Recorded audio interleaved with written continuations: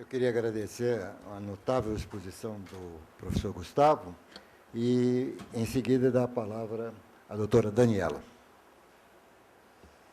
Boa noite a todos. A minha apresentação de hoje vai ser a respeito dos dispositivos dos contratos de concessão de exploração e produção de petróleo e gás, para que a gente possa, a partir da análise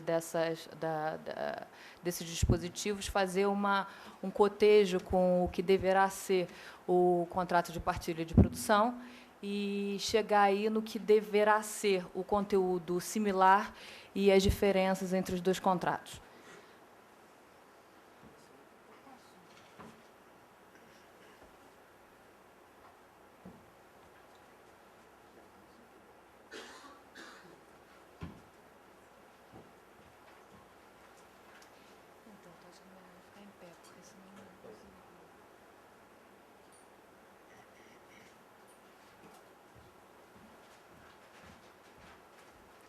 Vou ficar em pé, senão não consigo ler a apresentação. E como é uma apresentação com dispositivos de contrato, eu achei melhor realmente colocá-la numa exposição longa.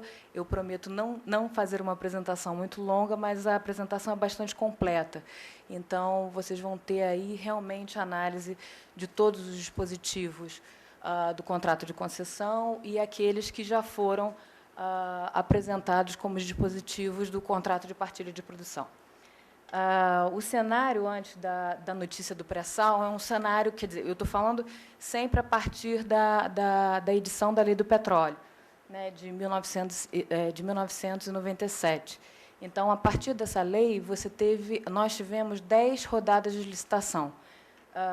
Essas rodadas de licitação, quer dizer, foram 10 contratos de concessão diferentes. O primeiro deles foram contratos assinados com a Petrobras sem a existência de uma licitação. Foram contratos que a gente chama de contratos da rodada zero.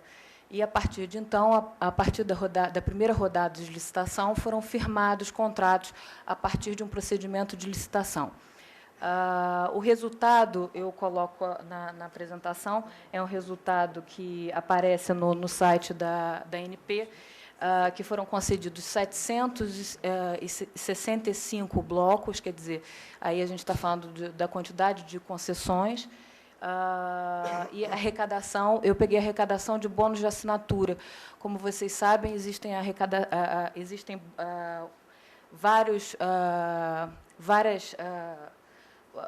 as participações governamentais, elas não se reduzem só no bônus de assinatura. Mas isso é bastante interessante, porque eu vou começar a falar sobre o contrato de partilha de produção, e é isso que vai fazer a diferença, onde a gente vai conseguir comparar com os contratos de partilha de produção.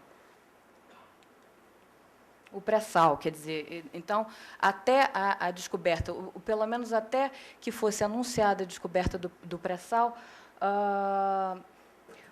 essas 10 rodadas tinham sido realizadas. A partir da descoberta do pré-sal, a ANP ela decidiu suspender as rodadas de licitação. Então, desde 2009, nós não temos rodadas de licitação. E por quê? Porque quando foi descoberta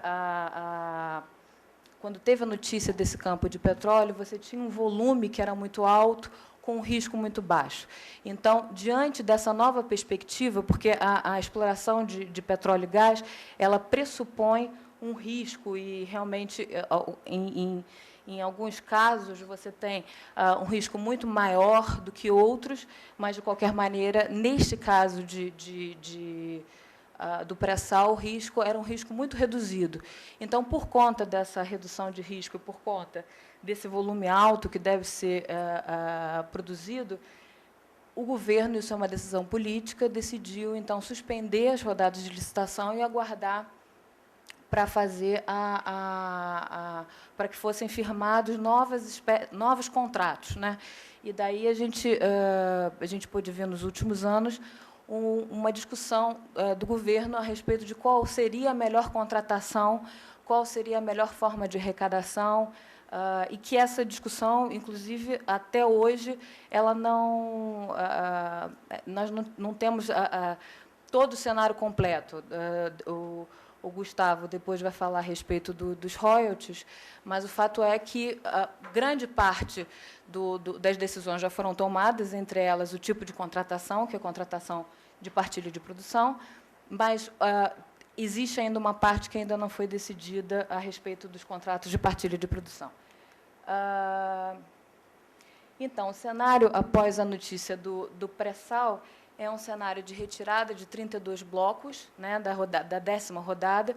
O que aconteceu? Foram 10 rodadas. Na última rodada, esses 32 blocos eles foram retirados porque eles fariam parte do pré-sal, dessa camada pré-sal. Então, o governo achou melhor tirar para, então, colocar no pacote novo, que seria um pacote contratual e com outras condições nas rodadas que se realizariam e que ainda não, depois da 10ª rodada, a gente não teve a 11ª. A ausência de licitação, como eu disse, desde 2009. A publicação desse pacote de leis, e essas leis elas foram editadas em 2010, e elas falam sobre o contrato de partilha de produção, que é a 12.351, fala sobre o Fundo Social, a Lei 12.304, que autoriza a criação da empresa pública, ainda não existe decreto, e a Lei 12.276, que fala sobre a cessão onerosa Petrobras. Todas elas eu vou falar com algum detalhamento. Em março de 2011, isso é interessante saber, a ANP disponibilizou para consulta pública uma minuta do contrato de concessão. Por quê? Porque, desde 2009, já foram 4 anúncios oficiais do Ministério de Minas e Energia que aconteceria a rodada de licitação. Então, no penúltimo anúncio, porque agora nós temos um novo anúncio que deverá acontecer em maio do ano que vem, a 11ª rodada de licitação, mas no anúncio anterior, a ideia era fazer no primeiro semestre desse ano a rodada de licitação. Então, a ANP colocou em consulta pública o que seria a minuta dessa nova rodada. E, até onde eu sei, a ANP colheu todas as contribuições e já tem uma minuta formalizada. Evidente que existe, quer dizer, a diferença, ela vai, a diferença vai ser quais serão as regiões que serão licitadas. E isso, de fato, nós ainda não temos, a ANP, desculpem, ainda não disponibilizou quais serão as áreas licitadas. Mas, num primeiro momento, a gente já sabe que não são áreas estratégicas e nem áreas de pré-sal, quer dizer, devem ser áreas terrestres e áreas offshore, mas rasas, né, em águas menos profundas, enfim. O cenário, ainda após notícia do pré-sal, a publicação dessa resolução 27 de 2011 é uma resolução muito interessante, porque ela trata do procedimento da licitação, da próxima licitação. Tanto o contrato de concessão, esse que foi disponibilizado e já foi alvo de consulta pública, como a resolução 27, poderão ser utilizados nessa 11ª rodada de licitação. Ou, então, a ANP poderá submeter novamente a uma consulta pública. Mas, a princípio, a parte da ANP já teria sido resolvida e, agora, de fato, a gente precisaria de um ok do Poder Executivo, do Presidente da República, para se marcar a rodada de licitação e, de fato, realizar a rodada de licitação. Como eu disse, o ministro de Minas e Energia, no dia 18 desse mês, ele divulgou a 11ª rodada de licitação, que deve acontecer em maio de 2013, e aproveitou essa notícia para também divulgar a data do primeiro leilão de partilha de produção, que deve acontecer no final do ano, em novembro de 2013.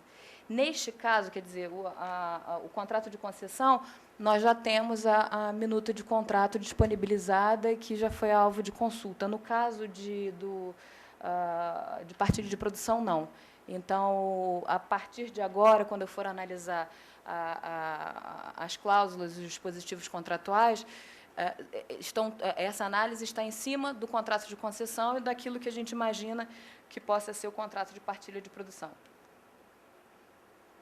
Então, o que acontece, então, depois do pré-sal e depois da definição do contrato de partilha de produção? É a coexistência de 3 modelos na exploração e produção de petróleo e gás, que é o contrato de partilha de produção, a cessão onerosa em favor da Petrobras e os contratos de concessão. Os contratos de concessão, como os senhores sabem, eles vão se referir às áreas, blocos terrestres, campos marginais, que foram aqueles campos que já foram explorados e que foram devolvidos porque a empresa não tinha mais interesse em continuar a exploração, e blocos em fronteiras, blocos offshore, em águas ainda não conhecidas.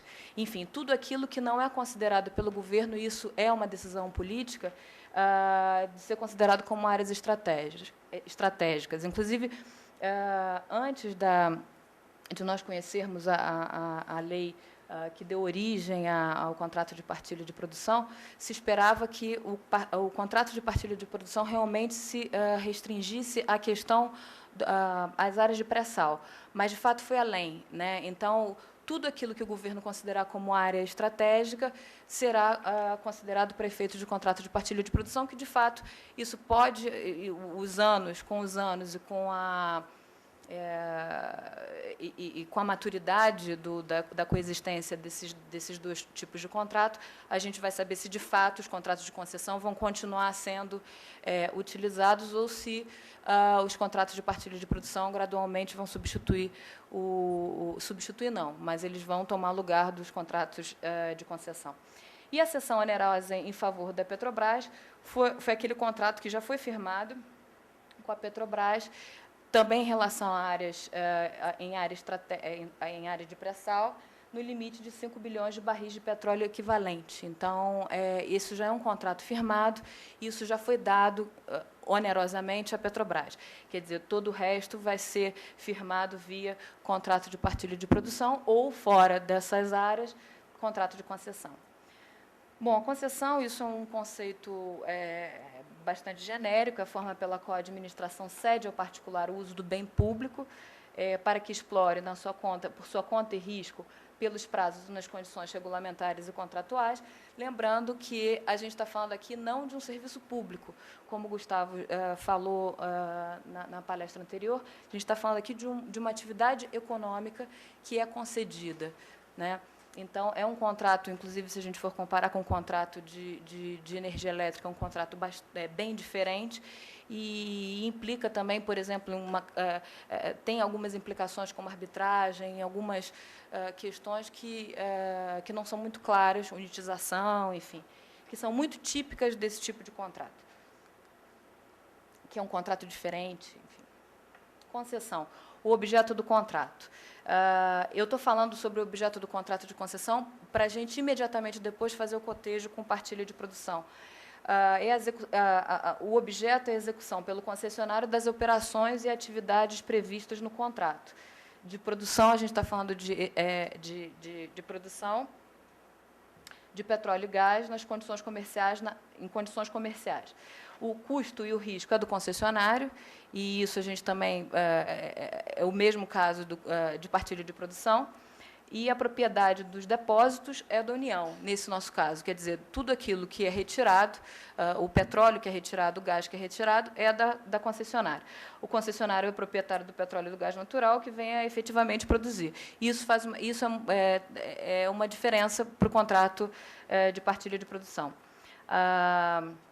Existe na concessão a realização prévia de rodadas de licitação. Em geral, você tem que existe uma definição de governo a respeito das áreas que serão concedidas e, depois dessa decisão de governo, a Agência Nacional do Petróleo ela disponibiliza minuta do contrato de concessão, faz roadshows, quer dizer, não só nacionais como internacionais, em geral, em alguns países, ou pelo menos até onde eu participei da agência, a agência fazia em 2 ou 3 países apresentações.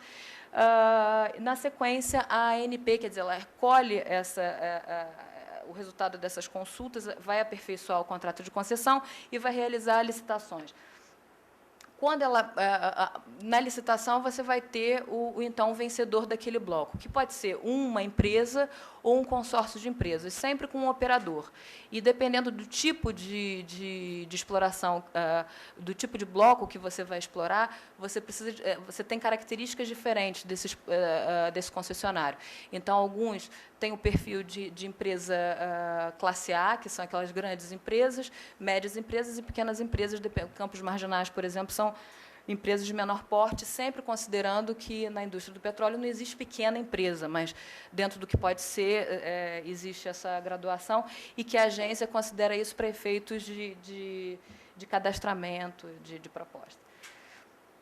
A concessão, você tem o operador, que é aquele que é escolhido, quer dizer, é claro que ele tem que cumprir uma série de requisitos técnicos, jurídicos, financeiros, mas ele é escolhido, ele não é uma decisão do governo, né? Ele é escolhido e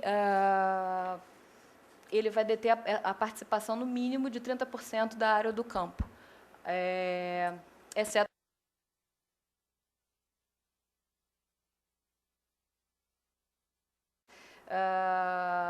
com um pagamento bastante expressivo que a Petrobras fez de royalties. Bom, a partilha de produção, a lei aplicável, a Lei 10.351, como a gente já falou aqui, o Gustavo, que dispõe sobre a exploração e produção de petróleo e gás nas áreas do pré-sal e áreas estratégicas. A partilha, o contrato, é o instrumento que vai ser firmado entre essa empresa pública e a Petrobras, com ou sem parceiros. Quer dizer, a gente está falando aqui da Petrobras sozinha, como operadora, porque ela pela lei, ela terá necessariamente 30% sempre da participação daquele bloco, e ela poderá, sim, havendo uma licitação para o restante, o percentual restante de 70%, ela pode entrar na licitação e ganhar e aumentar a participação dela, mas, pelo menos, em 30%, ela participa. E esses 30% não são negociáveis, quer dizer, ela não pode, daqui a alguns anos, decidir fazer uma cessão de direitos, como em todos os contratos de concessão, isso é muito normal e típico acontecendo. No caso desses 30%, a Petrobras não pode ceder. Na prática, ainda não existe uma minuta de contrato de partilha de produção, e a grande dúvida, pelo menos a grande dúvida que eu tenho, é a respeito do interesse da Petrobras em firmar esses contratos, porque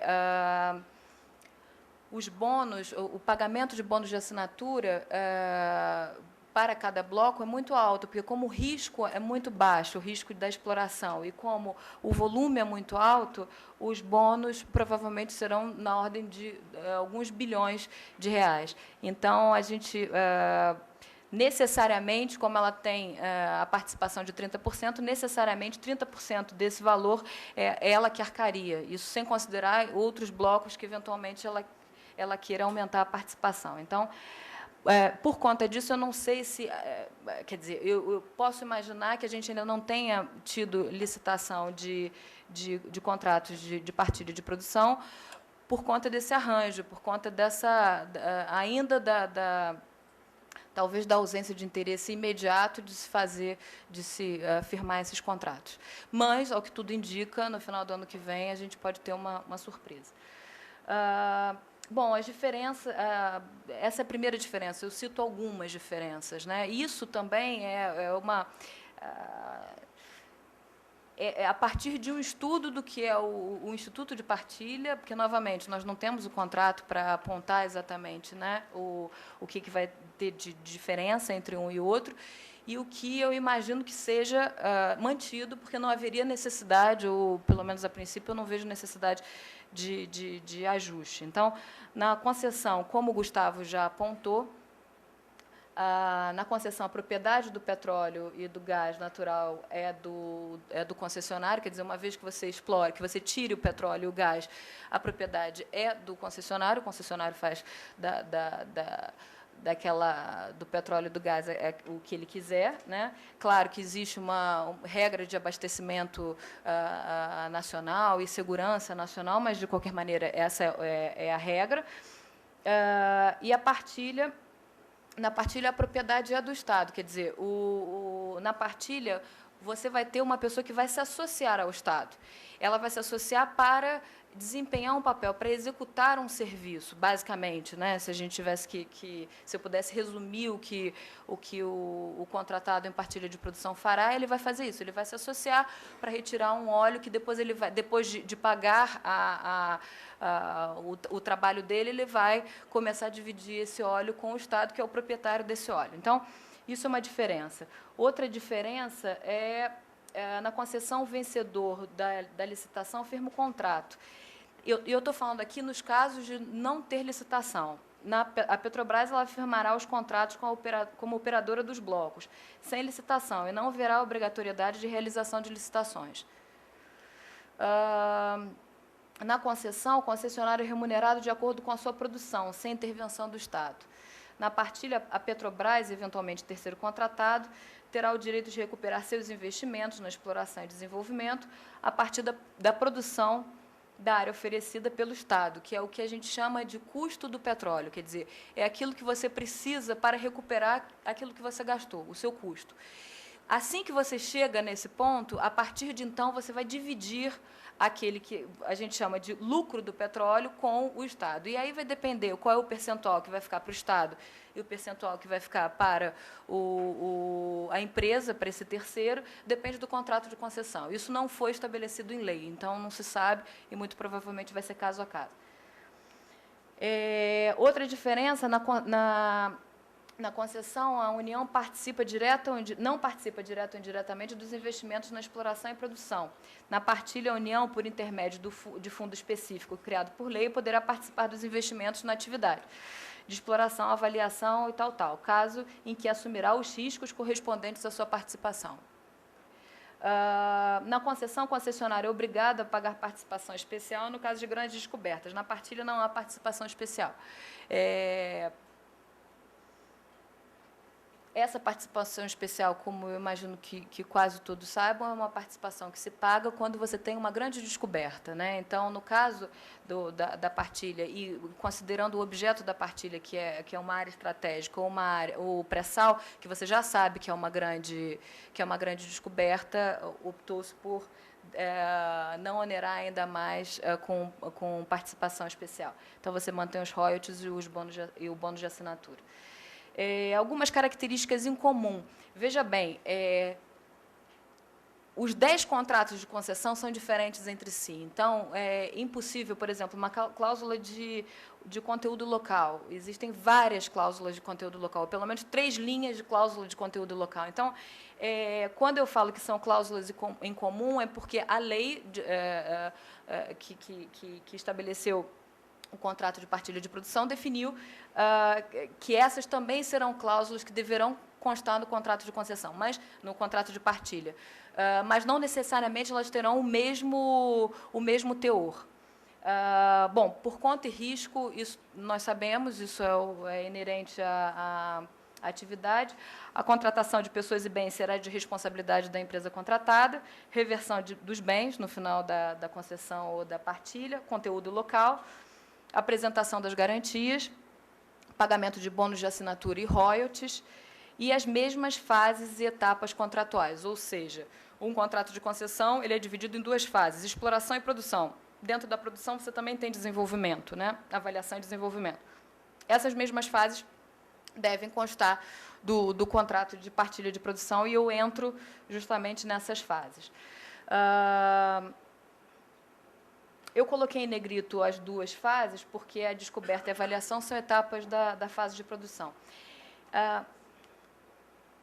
Rapidamente, a fase de exploração é uma fase que ela tem início no início do contrato, e ela é dividida em 2 períodos exploratórios. O que você faz no período de exploração? Você faz testes para você verificar se existe ou não indícios de petróleo e de gás naquela região que você está fazendo um teste. Então, sísmica e tudo. E você concessionário, quando você recebe o contrato de concessão, você é obrigado a fazer determinados testes. Então, se você quiser fazer mais, você pode. Menos, você não pode. Até você pode fazer, na fase de exploração, no primeiro, menos, mas desde que você compense no segundo período. Então, necessariamente, por quê? Qual é a ideia do Estado? Uma vez que você faça os testes, encontra ou não encontra, se você encontrar, ótimo, você vai produzir. Se for comercial, você produz e você devolve no momento que você achar que deve devolver ou finaliza o contrato. Mas o importante também é que, se você quiser devolver, você vai devolver aquele bloco com os estudos. E esses estudos são importantíssimos para as próximas licitações, porque dali é que você aumenta a atratividade da oferta do bloco, né, do próximo bloco, numa próxima licitação, desculpem, e, com isso, você aumenta o bônus de assinatura. Então, é importantíssimo a execução dos programas exploratórios. Então, são testes. O programa exploratório mínimo do primeiro e do segundo vai depender se você tiver o segundo. Você pode devolver, inclusive, uma área. Você começou uma exploração, devolve a área. Se você quiser, e não começa o segundo programa exploratório mínimo. Se você encontrar algum indício... você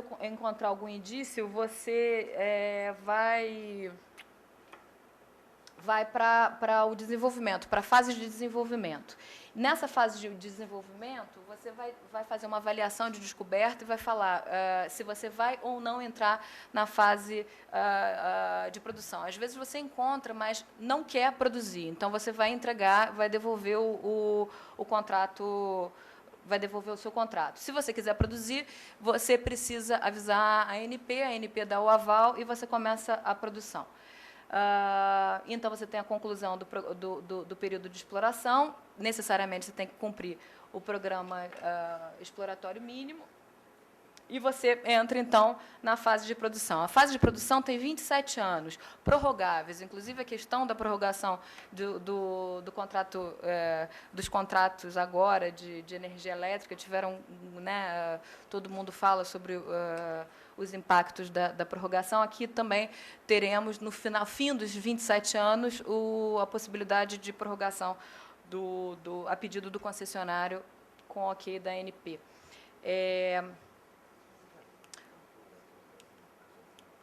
A fase de produção tem o programa anual. Anualmente, a agência vai receber as informações do concessionário.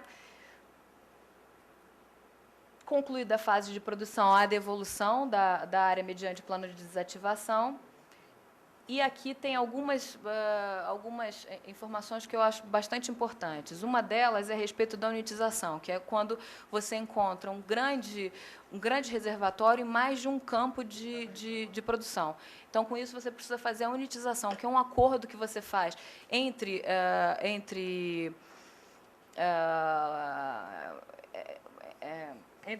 concessionários ou concessionários de Estado, para que você chegue à melhor exploração, à melhor produção daquele reservatório, que é o que aconteceu com o pré-sal.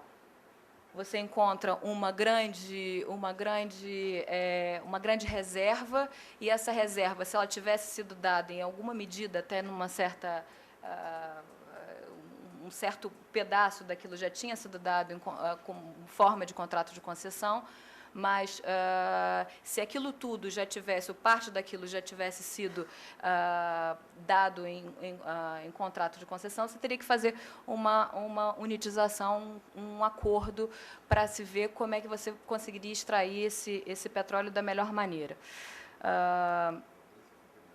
Existe no contrato de partilha também regras de unitização, mas são regras diferentes das regras do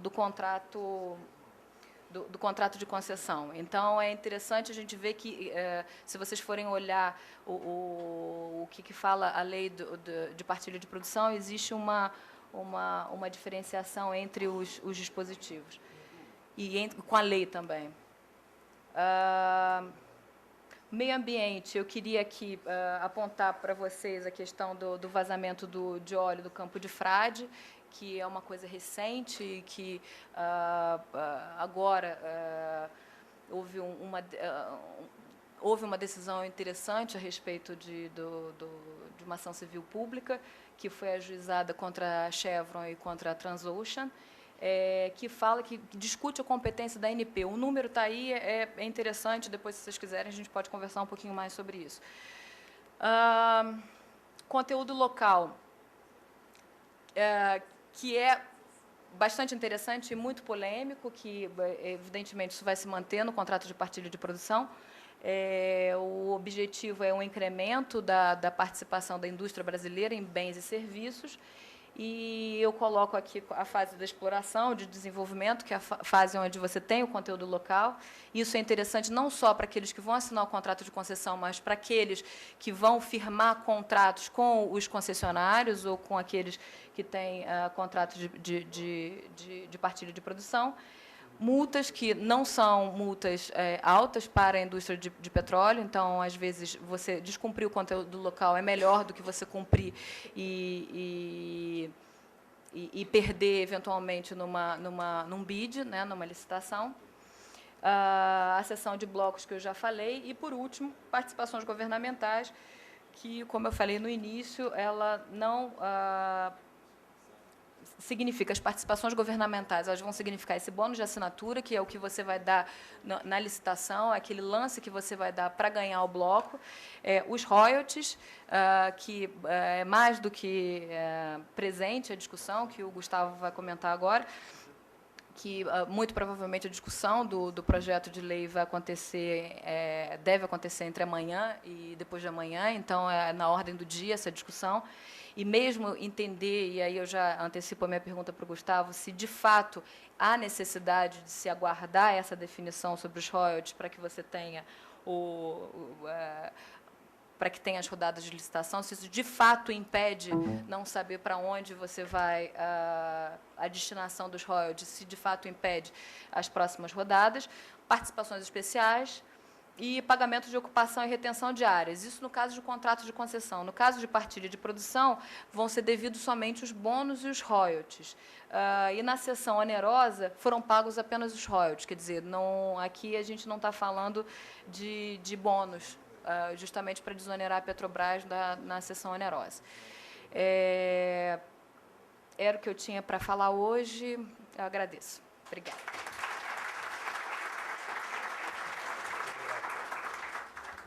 Queria agradecer a doutora Daniela pela magnífica exposição que nos revelou esse mundo tão particular, tão especial dos contratos de petróleo.